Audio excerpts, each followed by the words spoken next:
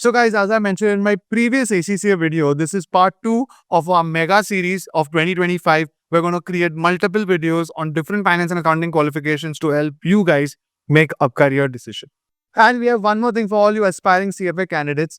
Across the video, I'm going to be asking 3 questions. Please pause, go into the comments and answer, because one of you lucky guys will get 1 level of the CFA training absolutely free from us. Over and above this, the next 30 candidates who we select, who've answered everything right, will get 30% off for 2 levels of CFA plus one of our mini MBA immersion programs where we take students for 5 days into an outside location, something like a Goa, like an Udaipur. And for 5 days, we immerse you guys into what finance is all about. We have CXOs and CFOs and the like coming. We have founders coming to talk about the beauty of finance. We have activities and exercise where you go out into the market and really learn about how to look at the world from the view of a finance person, from the lens of finance into from any establishment, whether it's a store, whether it's a hotel, whether it's a restaurant, and look at things from a P&L perspective to get experiential learning. There is a lot of people over there. You make friends. There is a lot of games and fun stuff. And this is what we call an immersive experience. So 2 levels of CFA plus immersion gets you guys 30% discount. The number 1 course in the field of finance in India or across the globe is the CFA, the Chartered Financial Analyst. Now, this is a course that for many, many decades, you could be in college right now. You could have been in college 20 years ago. If you wanted to get into the field of finance, this has been worldwide recognized for many, many, many years. If you've seen movies like The Wolf of Wall Street, or if you're a Bollywood fan, you've seen the movie, you've seen Zindagi Na Milegi Dobara, and you've seen Hrithik's character as an investment banker. Or if you watched Billions, the series, and you've seen the main character, Bobby Axelrod, and what he does as running his hedge fund. All of these in some way get linked to CFA. If you heard in the last year, right, as you call it, the Hindenburg report, there was a crash because they reported certain things about the Adani stock, and the Adani stock had crashed, making big news. The Hindenburg CEO is also a CFA. So I think any direction you look at in the world, CFA or being the number 1 qualification in the field of finance being something that is the backbone of everybody in the world, whether you're an individual working by yourself or in massive companies, in startups or in another country, it doesn't matter.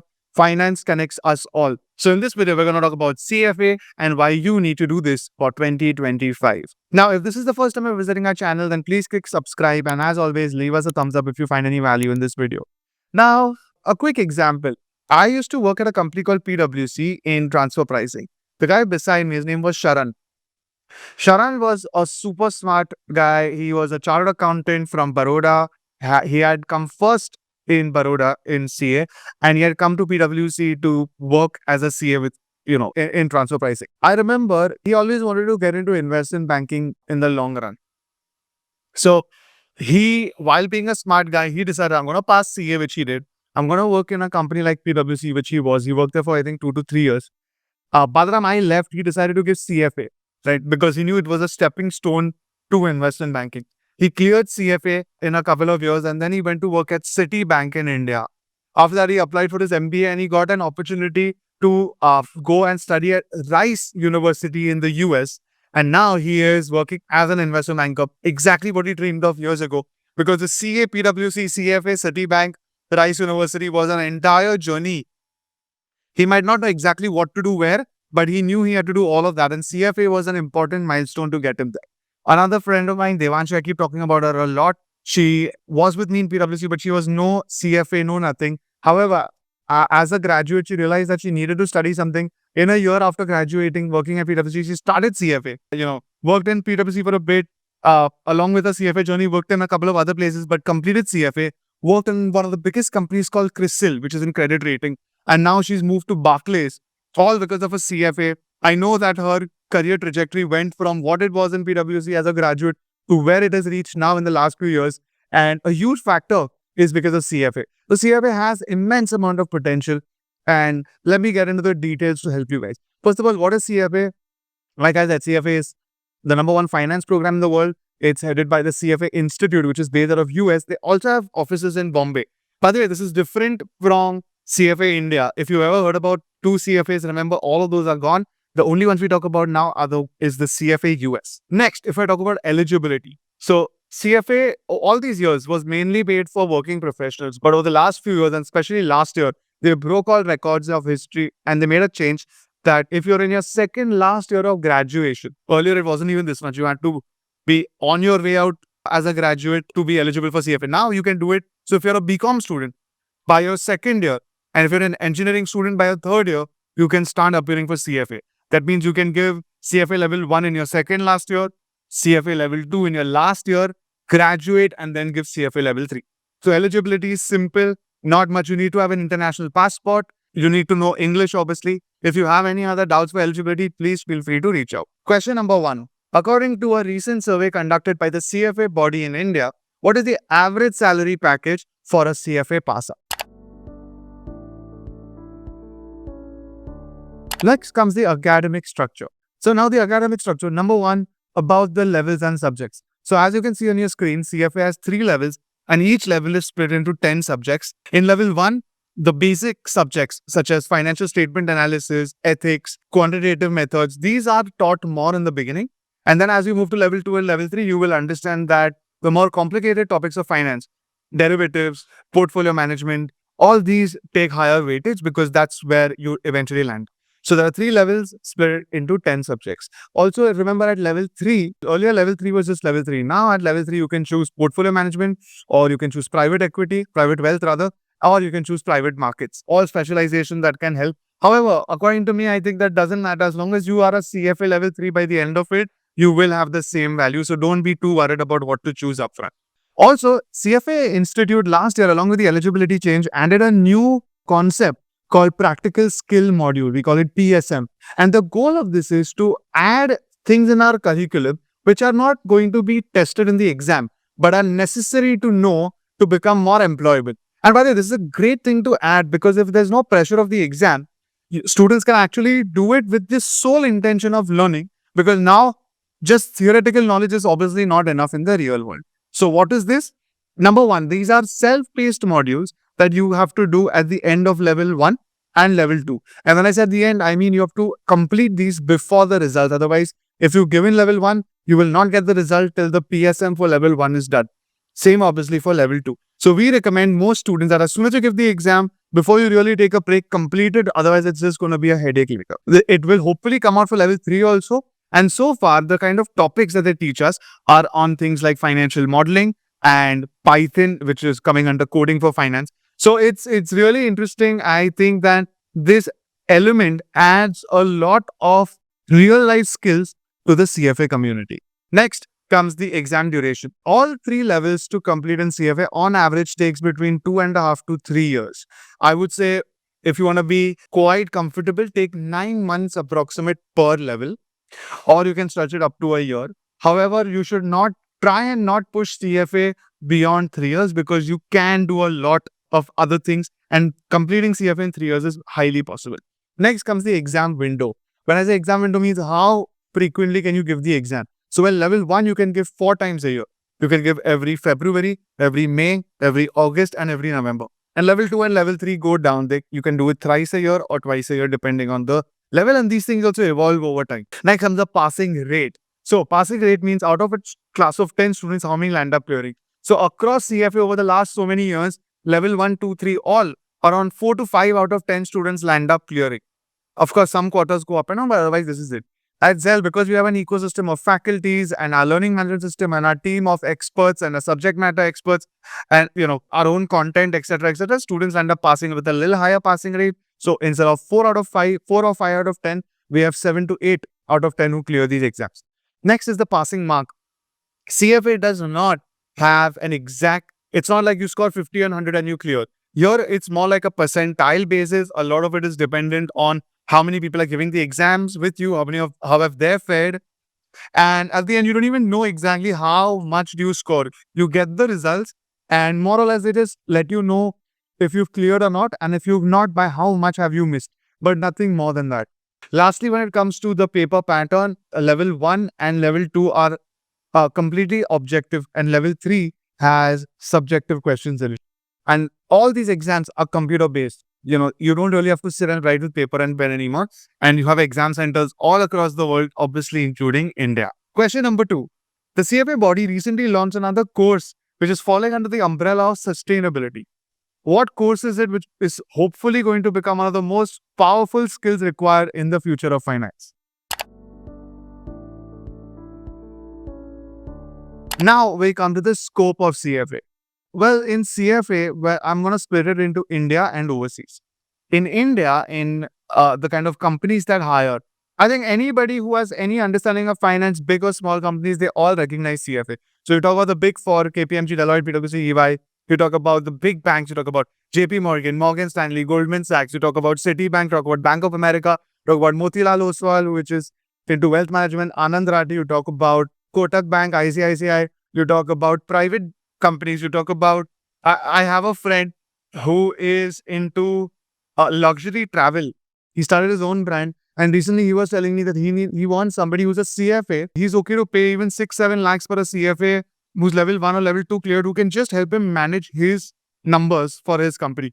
So you get unique roles as well if you are in CFA because the value is that well recognized. Coming to the kind of profiles that a CFA can do, right from getting into the markets, financial markets, you can get into equity, you can get into portfolio management, you can get into valuations, you can work literally into anything that is to do with finance. You can get into simple analysis, you can get into derivatives, you can trade and invest, you can get into wealth management. I can go on. And these are just specific roles.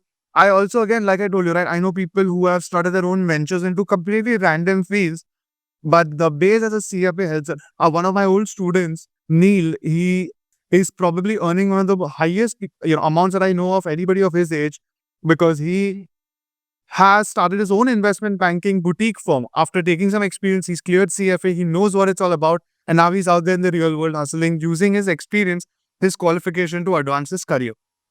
So the scope of CFA is unlimited. And when it comes to finally the salary package, simply put, if you're just a level 1, you'll get more than what a BCom gets. So if a BCom gets 3 to 4 lakhs, a CFA level 1 can definitely get 4 to 5 lakhs, and in some cases even 6 lakhs. Level 2, you increase that to 8 lakhs, 10 lakhs, depending on where you go. And level 3 and beyond is completely basis your experience, how you are, what your profile is, but it can go from 15 lakhs all the way to 50 lakhs combined, with your years of experience and so on and so forth. And also, if you've crossed 5 years of experience as a CFA level 3, everything clear, you have your charter holder, which is the experience. You need 3 years of experience required in the field of finance to become what we call a CFA charter holder. You have all of that. Again, there's no ceiling to your salary, right? You can have equity in companies. If you're investing, that's going to compound and grow. You can reach a few crores, hopefully, if things go well for you in the future. So this is when it comes to the scope of CFA in India. When it comes to overseas, it has a similar trajectory. A lot of countries, US, Canada, UK, in fact, for that matter, and all of Europe that I know of, Australia, Asia, India, China, I know all, Vietnam, I know these kind of countries. Vietnam is picking up CFA tremendously. So I know that you do have scope to work in all of these kind of countries. How to get there if you're from India depends, once again, unfortunately or fortunately, on you. It depends at the time you clear things. It depends as to what you've done before you apply for. If you just expect to clear a level by taking your own time and then applying to 1 or 2 companies in another country and you think you're going to get there, that will unfortunately be almost impossible, if not downright impossible. However, as long as you are always trying to generate value for yourself by studying really hard, by taking as much of work experience as you can, even if it's not perfect, even if you're not getting paid what you dream of, you keep applying for a few years, not a day, not a few days or weeks or even months, but a few years. At some point, things start clicking. And when they do, before you know it, you will hopefully be working in a dream company, in a dream country, if that's not here, all stemming because of your decision to take CFA extremely seriously. So this is when it comes to the scope and the job opportunities. Question number 3. Name 3 types of scholarships for CFA. Next is the fee structure. So once again, simply put, CFA takes on an average 4 to 5 lakhs if I take everything start to end, all 3 levels together. And it takes around 3 years. So all this is spread out. And the beauty of this is that CFA you can earn while you learn, which means that you might, decide to study only level 1 and not work. But hopefully, most of the students I know after level 1 start working. So when you are working and studying on the side, it might be difficult, but that's the best way of advancing yourself. You're earning, you're paying for your exams, you're passing exams, you're getting exposure, your experience on the CV is increasing. Hopefully, by the end of this journey of yours, while you have worked and earned together, a lot of other people are waiting for a perfect MBA or waiting to start their job a little later or join their family business. It might you might not realize how the advantage of time puts you ahead. So, anyways, coming back to the fees, around 4 to 5 lakhs spread over 3 years, nothing to be done at once. It's all as you go along. You can earn while you're learning as well, like I mentioned. When it comes to the body fees, what you pay the CFA Institute, it's all paid in dollars, it's all paid online. So there is a registration fee, an exam fee, as well as there are certain other miscellaneous fees. So as you can see, the registration fees are around $350, which equates to around 30,000 rupees approx. The exam fees goes up to $1,000, and again, it changes over time. But that's the round figure you can take. So that's around 80,000 per attempt. There are, you might have to incur a few extra expenses, such as there is a mandatory calculator that you need to procure and stuff like that. But more or less, if you take the overall body fees of the 3 levels with the registration, etc., I think between around 2.5 to 3 lakh is good enough for your body fees. Coming to the training fees. So if you talk about us, right, I'll use Zell as an example. All the 3 levels, including study materials, will cost maybe around 1 lakh. It can go up and down depending on your progress. This includes everything that you might think of, right? It'll include all the 3 levels. It includes all the kind of live training, the recorded trainings, the study material, the army of CFA faculties with us. It includes any help, whether it is subject matter experts, whether it is doubt solving. So all of this combined is what you require to look at completing CFA. And if you think about it, whether it is while you are earning along with it, that this amount of 4-5 lakh becomes really less because most of this gets offset with what you earn. Or another way to look at it is that once you complete any salary that you start earning, in less than half a year, you will recuperate entire CFA earnings. Next comes a few specific points about CFA. So CFA standalone is an amazing qualification, but I know most people prefer combining that either with an FRM or with a CA or with an MBA. We have made videos on all of these. If you'd like to have a look, please, watch any of them. But the gist of it is CFA is amazing standalone. However, if something is great standalone, you get that, get that in your pocket and start moving ahead. But if you have the time and energy, do combine it. One of our top faculty members, Aman Singhania, he's a vice president at National Stock Exchange, NSC. He's a CFA plus FRM. Not only does he really understand the value and promotes it, but he's always willing to hire people, even though in small volume, who are both a CFA and FRM. In the beginning, I gave you Sharan's example. He ensured he did MBA because in investment banking, a combination of MBA with CFA puts you ahead of anybody who's just done either one. I again know people who have gotten into really great fields because they are CAs first, and then they realize they love finance, so they specialize with CFA. Again, it's not a very big deal to take 2-3 years if you're also working, because each level you clear, you're moving ahead in some form in your life. So I know somebody who was a CA, was working, took level 1, moved ahead, took level 2, moved further ahead. By the time he got level 3 with his CFA, he was already getting working in the dream job that he was, aspiring towards. So I can go on and on with these kind of examples, but that's the power of CFA. So guys, if you'd like to learn more about CFA, if this video was for any reason not enough, you have more questions, not only can you leave it in the comments, but please feel free to reach out. We do land up training a few thousand CFA students every year, and hopefully you've seen most of them progress. So if you have any further doubts, feel free to reach out. We are there to help.